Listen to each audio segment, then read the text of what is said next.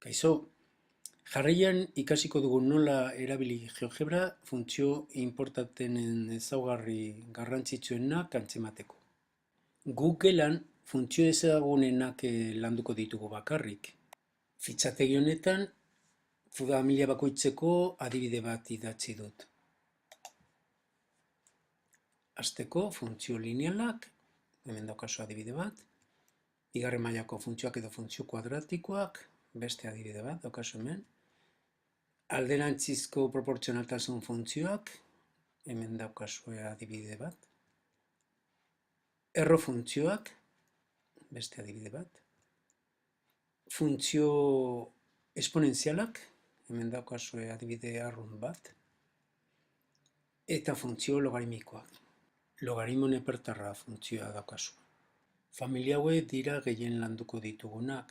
Hala ere, guk gero beste funtzio batzuk asma ditzakegu eta banan bakoitzaren ezaugarri orokorrak aztertu ahal ditugu. Nora aztertu funtzio hauen ezaugarriak? Funtzio honekin hasiko gara. Hemen daukagu bere grafikoa eta bere ezaugarriak aztertzeko urratsez urrats definizio eremua eta ibilbidea, jarraitasuna, aldakuntza, hau da gorakortasun, berakortasun tarteak, mutur erlatiboak eta inflexio puntuak, eta azkenik joerak aztertuko ditugu.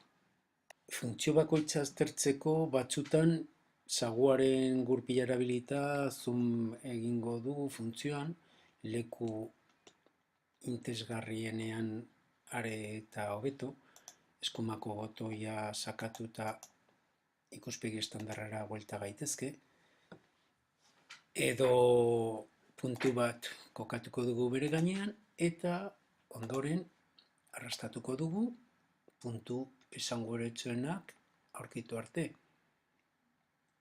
Hemen ezkerraldean leiho algebraikoan puntu horren balioak agertuko zaizkigu. Kasu honetan hemen daukagu puntua. Era honetan, metodo honekin era intuitiboan eta ez zehatzean azter ditzakegu ezaugarrien momentu importantenak. GeoGebra programa berak badu tresna bat funtzioaren ezaugarri batzuk zehazten dizkigunak. Zein da tresna hori? Hemen aurkituko dugu. Hauxe da, funtzioaren azterketa tresna. Tresna aukeratuta, funtzioan klik egiten dugu eta horra agertzen dira ezaugarri batzuk. Aurre definituta dago, azterketa egitea -1 eta 1 bitartean. Guk hori aldatuko dugu.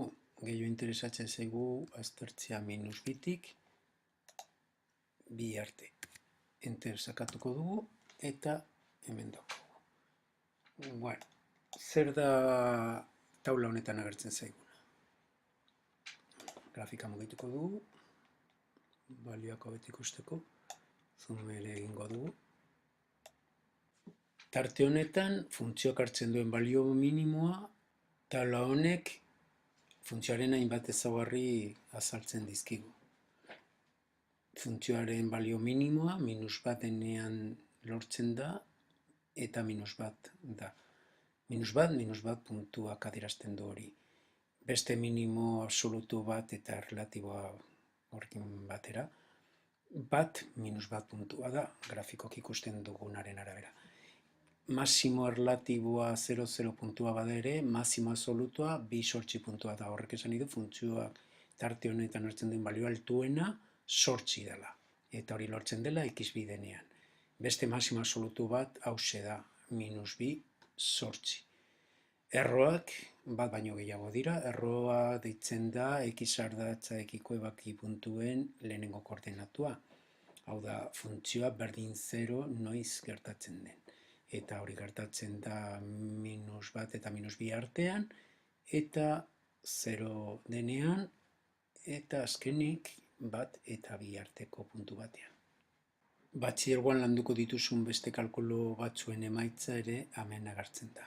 Integralaren balioa, integral mugatua, azalaren kalkulua, azalaren kalkulo honek adierazten duena da kurbak eta x ardatza tarte honetan mugatzen duten azalaren kantitatea.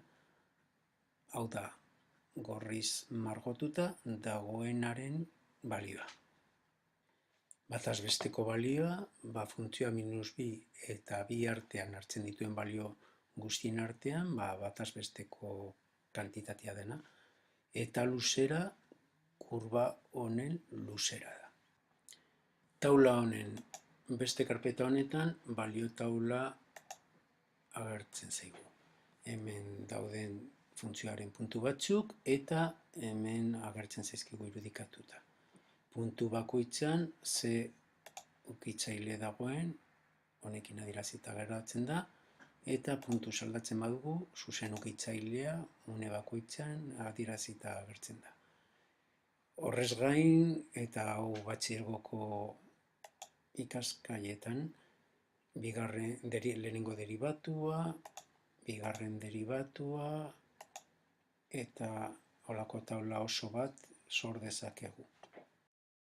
Edozein funtziorekin berdin joka genezaken funtzioaren azterketa tresna aukeratu eta funtzioaren gainean klik eginda, bere elementu importanteenak agertuko zitzaizkigun. Hemen daukagu funtzioa, kasu honetan interesantea da jakitea minus bat eta 5 bitartean ze ezaugarri importante dituen. Minus batetik 5 arte, enter sakatuko dugu eta hemen daude ezaugarriak. Balio minimoa hementxe lortzen da, baina hemen ikusten dugu akatzak badaudela. Maximoa ez da puntu hau. Balio altuagoak lortzen dira lehentxeago, bai hemen, bai hemen. Orduan tresna hau erabiliko dugu, baina tentuz. Puntuen karpetara banoa, taula honetatik bakarrik lehenengo bi zutabeak interesatzen zaizkit, orduan besteak kenduko ditut. Balio taula bat daukagu hemen. Ikusten ari gara, GeoGebraren tresna hau momentuz ez dagoela oso garatuta. Orduan, kalkuluak, funtzioaren azterketa, sakontasunez eta modu egokian egiteko beste metodo bat erabiliko dugu. Eta izango da komandoak erabilita.